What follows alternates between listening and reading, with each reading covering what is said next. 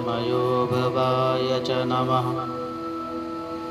शंकराय च मयस्कराय च नमः। शिवाय च शिवतराय च। ओम श्री गणेशाय नमः। श्री वेदपुरुषाय नमः। नमो नमः। सर्वेषां स्वागतमस्ति अस्माकं यूट्यूब पटले आश्रय वृंदावने। सभी श्रोताओं का स्वागत है हमारे यूट्यूब चैनल आश्रय वृंदावन में। और जैसा कि हमारा कुमार संभवम का पाठ चल रहा है, उसकी कथा प्रवाहित हो रही है। 17 सर्गों में इस विशाल काय महाकाव्य का वाचन हो रहा है और आप सभी लोग बड़े प्रेम से तन्मयता के साथ इसका श्रवण कर रहे हैं। तो आपने प्रथम सर्ग की कथा में श्रवण किया। पार्वती जी का प्रादुर्भाव हुआ मैना के घर में और हिमालय के घर में। और जैसे ही वो बड़ी हुई, नारद जी से उनको ज्ञात हुआ हिमालय को कि इनका विवाह शंकर जी के साथ होगा। ऐसा सोचकर के वो शंकर जी के पास उनको पूजा अर्चना के लिए, उनके दर्शन के लिए गए और माता पार्वती उनकी सेवा करने लग जाती हैं। चलिए आगे यहीं से हम प्रारंभ करते हैं। आपको मालूम है कुमार संभवम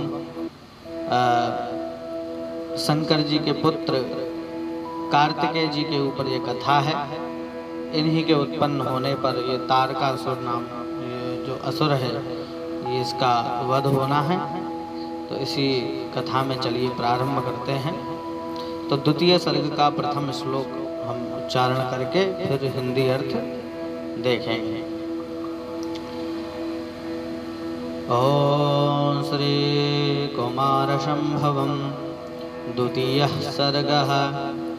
तस्मिन् विप्रकृतः काले तारकेण दिवौकसः तुरासाहं पुरोधाय धाम स्वायं भुवं ययुः। और महादेव जी बैठे हैं और माता उनकी सेवा कर रही हैं। और उसी समय क्या हुआ कि तारकासुर नाम के राक्षस द्वारा सताए हुए देवता इंद्र को अगुआ बनाकर ब्रह्मा जी के पास आ गए। उदास मुंह वाले उन देवताओं के आगे ब्रह्मा जी उसी प्रकार उपस्थित हुए जैसे तालाब में सोए हुए कमलों के आगे प्रातः काल का सूर्य निकल आता है। अपने आगे उपस्थित देखते हुए 4 मुख वाले सारे जगत को बनाने वाले ब्रह्मा जी को प्रणाम करके वे देवता बड़े भाव भरे शब्दों में इस तरह स्तुति करने लगे। अब देवता लोग ब्रह्मा जी की स्तुति कर रहे हैं। कहते हैं कि हे भगवान, संसार की रचना से पहले आपका केवल एक रूप रहता है, किंतु जब संसार रचने लगते हैं उस समय सत्व, रज और तम ये 3 गुण उत्पन्न करके आप ब्रह्मा, विष्णु और महेश नाम से त्रिमूर्ति बन जाते हैं। आपको हमारा प्रणाम है। हे ब्रह्मन, सर्वप्रथम आपने जल उत्पन्न करके उसमें ऐसा बीज बो दिया जो कभी व्यर्थ नहीं जाता, जिससे एक ओर ये पशु पक्षी मनुष्य आदि जंगम और दूसरी ओर वृक्ष पहाड़ आदि स्थावर जगत उत्पन्न हुए हैं। अतएव लोग आपको ही समस्त संसार का जन्मदाता कहते हैं। एकमात्र आप ही शिव, विष्णु और हिरण्यगर्भ इन तीनों रूपों से अपनी शक्ति प्रकट करके इस संसार का नाश, पालन और सृष्टि करते हैं। जब आप स्त्री और पुरुष की सृष्टि करने चलते हैं उस समय आप ही स्त्री और पुरुष 2 रूप बन जाते हैं। आपके वे ही दोनों रूप सारे संसार के माता पिता कहलाते हैं।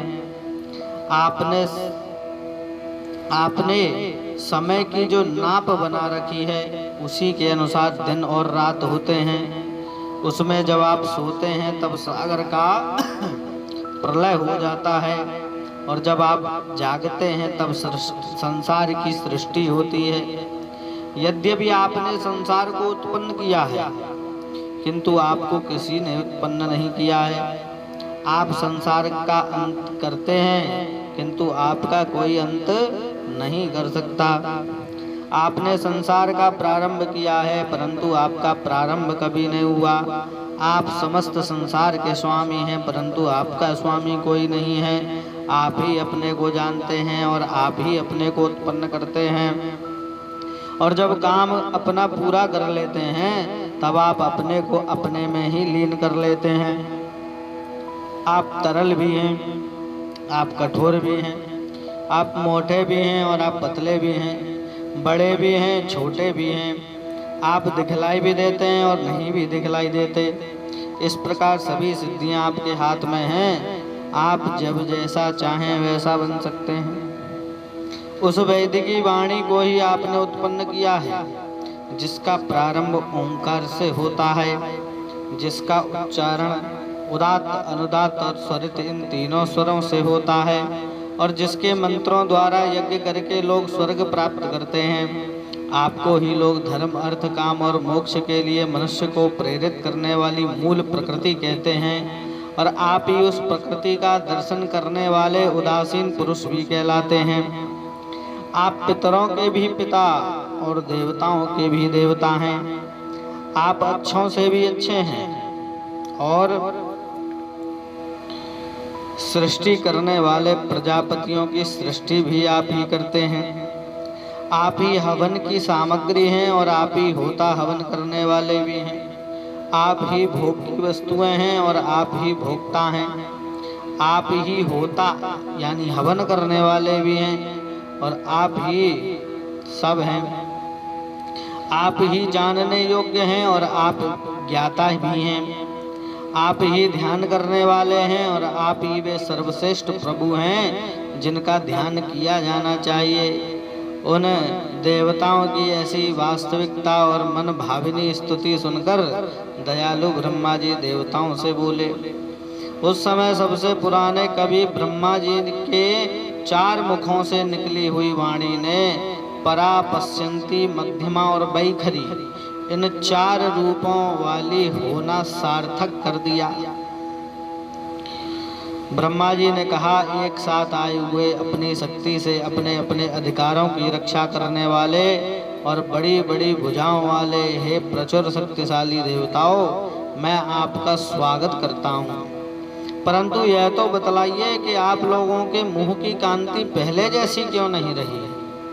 कोहरे से ढके हुए धुंधले तारे के समान आप लोग उदास क्यों दिखाई दे रहे हैं? वृत्रासुर को मारने वाला और इंद्रधनुष के समान चमकीला इंद्र का वज्र भी आज अपनी चमक खोकर कुंठित जैसा क्यों दिखाई दे रहा है? शत्रुओं को नष्ट करने वाला यह वरुण देव के हाथ का पास मंत्र से बंधे हुए सर्प के समान ऐसा दीन क्यों हो रहा है? गदा के बिना कुबेर की विशाल भुजा भी कटी हुई शाखा वाले वृक्ष के ठूंठ जैसी क्यों लग रही है?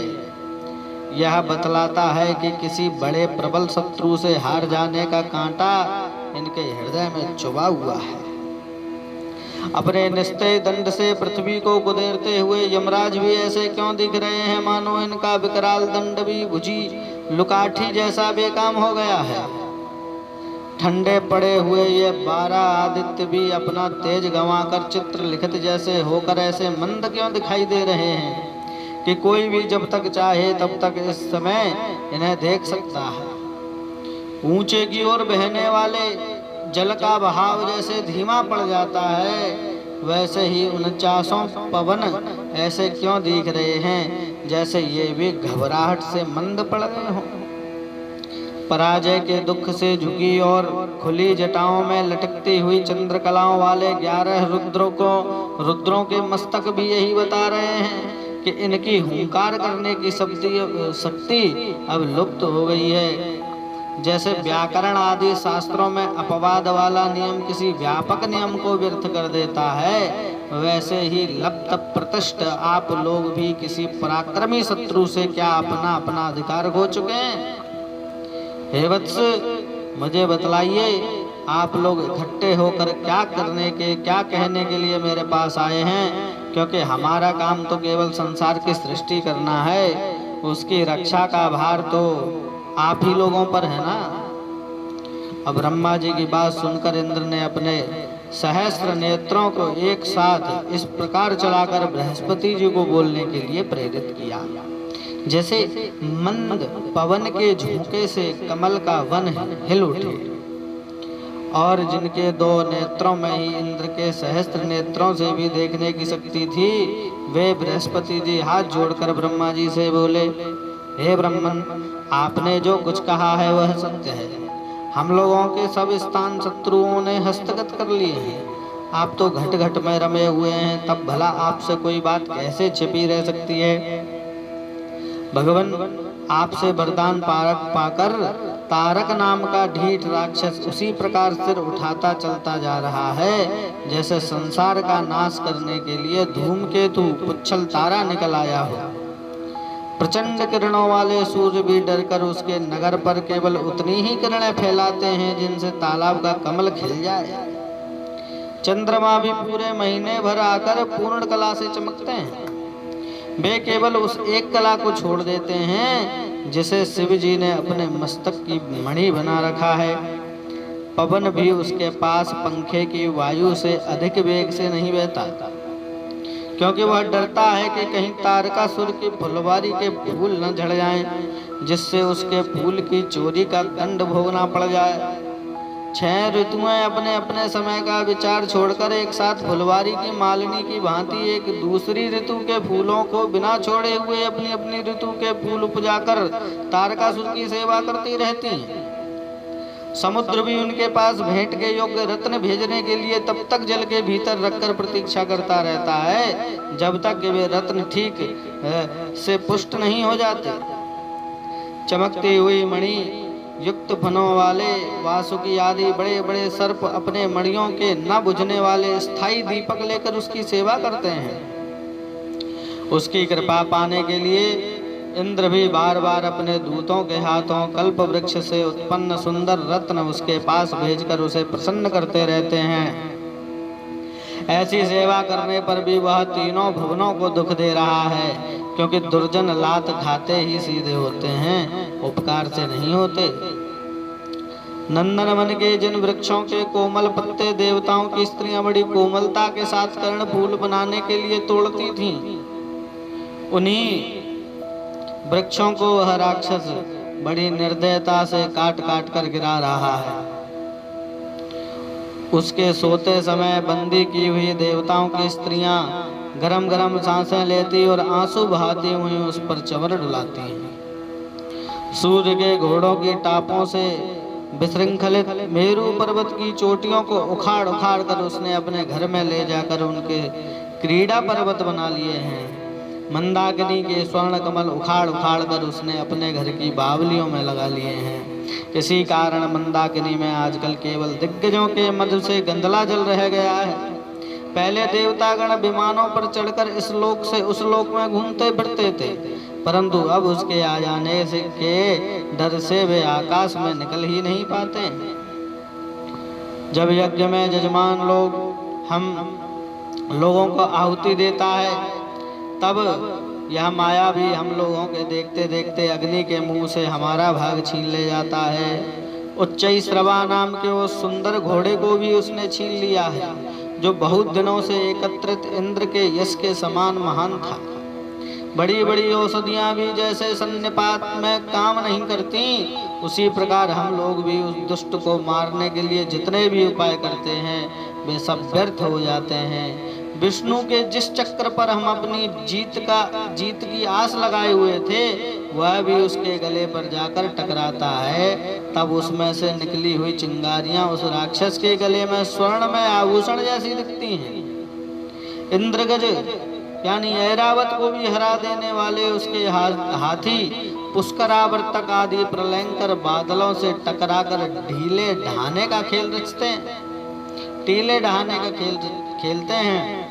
हे प्रभु, जैसे मोक्ष पाने के इच्छुक लोग जन्म मरण से छूटने के लिए कर्म बंधनों को काटने वाला उपाय खोजा करते हैं, वैसे ही हम लोग राक्षस को नष्ट करने के लिए एक ऐसा सेनापति उत्पन्न करना चाहते हैं जिसको देवताओं की सेना का रक्षक बनाकर और उसे सेना के आगे करके भगवान इंद्र शत्रुओं के हाथ में बंदी के समान पड़ी हुई विजयश्री को लौटा लाए।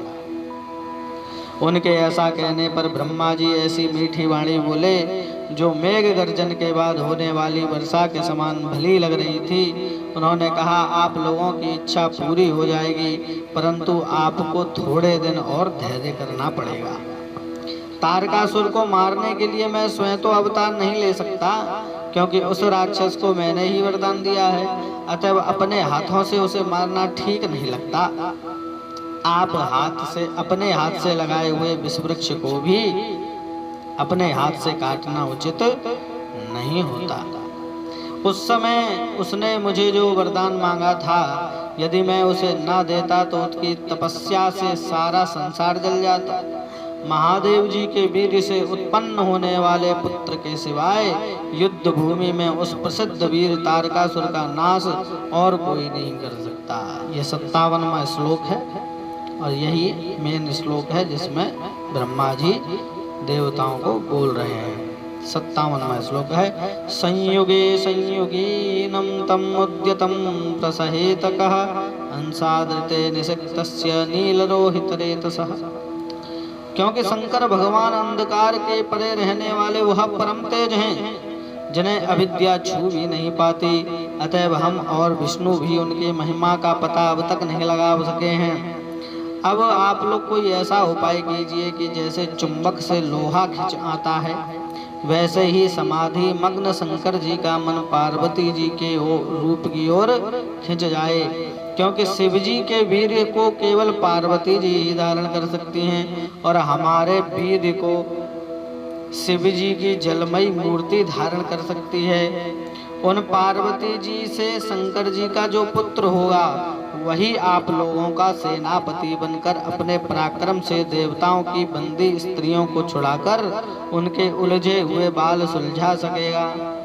संसार के रचयिता ब्रह्मा जी ऐसा सुनकर, ऐसा कहकर अंतर्धान हो गए और देवता भी आगे का काम सोचकर स्वर्गलोक को चले गए। उक्त कार्य को संपन्न करने में कामदेव ही समर्थ है, ऐसा निश्चय करके इंद्र भी चले गए, क्योंकि जब कार्य सिद्धि होनी होती है तो मन उस कार्य को करने में दुगने वेग से प्रवृत्त होता है। इस प्रकार इंद्र के स्मरण करते ही रति के कंगन की छाप से अंकित गले में सुंदर स्त्री की भौहें जैसा सुंदर धनुष लटका तथा अपने साथी वसंत के हाथ में आम के बौर का बाण देकर हाथ जोड़े हुए कामदेव इंद्र के आगे उपस्थित हुआ। इस प्रकार महाकवि कालिदास विरचित कुमार संभव महाकाव्य में ब्रह्मा से भेंट नामक दूसरा सर्ग समाप्त हुआ। आप सब लोगों को ये कथानक कैसा लग रहा है जरा बताइएगा, और हमारी कथा सर्ग प्रति सर्ग चलती रहेगी। आपके प्रेम और आपकी शुभेच्छाओं की आशा करते हुए मैं अपनी वाणी को विराम देता हूँ। आपका दिन शुभ हो। जय श्री राम, जय श्री कृष्ण, जय श्री राधे।